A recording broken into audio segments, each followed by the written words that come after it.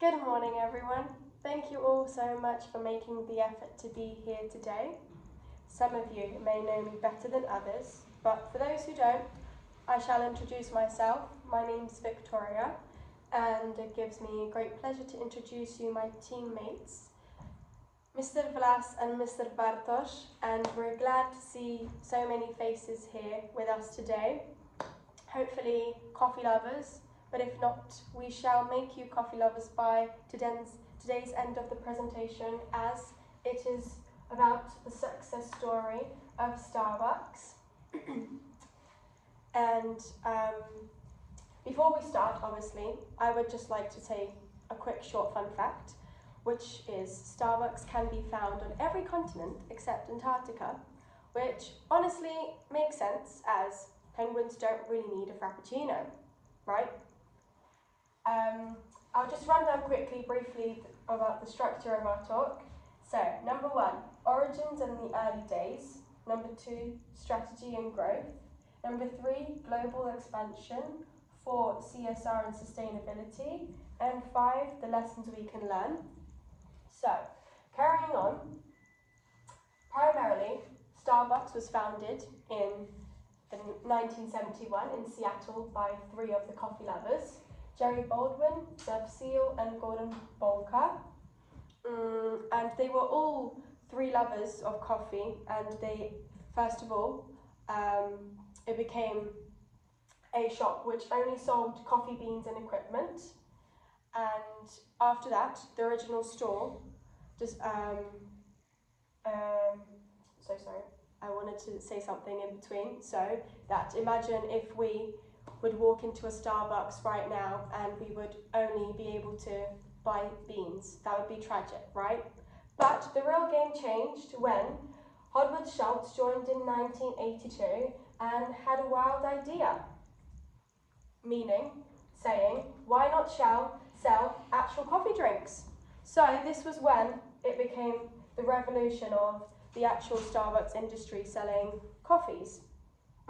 Obviously, it expanded by their inspiration from Italian coffee bars. And finally, the first original cafe Starbucks was opened in 1984. Moving on, Schultz bought Starbucks in 1987. And obviously Starbucks kind of shifted a new concept which was orientated not only about selling coffees, but also making Starbucks a friendly and more homely place where you can work, spend time with your friends, colleagues, and etc. So the mission was to inspire and nurture the human spirit, one person, one cup, one neighbour at a time. And the rapid expansion in the 1990s and the 2000s expanded across the US and then globally. So now I would like to pass it on to my dear friend Vlas, talking about the next Well, thanks, stuff. Victoria, so much. And my name is Vlas, and yes, the same one whose name was once spelled Vlas, and the Starbucks have a true honor. So let's just talk strategy. Starbucks wasn't just selling coffee, they were selling a lifestyle, right? The goal was to create a third place between home and work where you could just chill, enjoy your drink, and maybe pretend to be a little bit productive while scrolling Instagram. And they obviously didn't stop at ambience. Starbucks' growth strategy focused on 4 pillars, such as premium branding, customer experience, product innovation, and strong employee culture. So, premium branding, I'm sorry. By this, we mean high quality beans, ethical sourcing, and fancy Italian birds. So basically the Chanel of coffee. The next we got customer service, which means cozy ambience, free Wi-Fi, and your name on the cup. So also we got friendly stuff, soft music, and that personal touch of writing your name on a cup, sometimes even correctly. And we got product innovation. Frappuccino pumpkin spice latte. Ever heard of pumpkin spice latte? It's more than a drink. It's a seasonal personality. And as the last one, we got strong employer culture, such as partners, no staff. So in Starbucks, they call their employees partners, which sounds like you get stock options and a cake. So Right now, Starbucks has over 36,000 stores in more than 80 countries all over the world. That's some serious reach, isn't it? And how did they do it? They were smart about market entry, which is China market. They entered that market, and now the China's market is the Starbucks' second largest market after the US. And obviously, they adapted their goals to local tastes. For example, in Japan we got matcha lattes, in Mexico we got churro frappuccinos, and in Italy we got a cautious rollout with espresso macchiatos. Because you don't just go into Rome and tell Italians how to coffee. And yet, so far, the brand feels consistent everywhere. No matter where you are, you can walk into a Starbucks and feel that familiar vibe and order your name on a cup, spelled in 5 creative ways. Now I'm gonna pass this presentation to my colleague Bartosz. Thank you, Blas. And my name is Bartosz.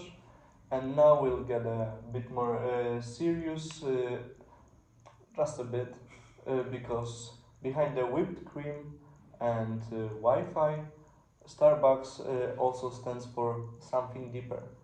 Let's start with corporate social responsibility. Starbucks built a reputation for being responsible and ethical, also inclusive. At the beginning, we have ethical sourcing, which means 99% of their coffee is ethically sourced, which is a huge achievement. They work with farmers, ensuring that fair practices are provided and sustainable growing. The next, we would like to move on to environmental efforts. Starbucks introduced recyclable cups, strawless lids, and is working on energy efficient stores. Next, we have community engagement. Community engagement. They support youth education, hire veterans, and offer training programs.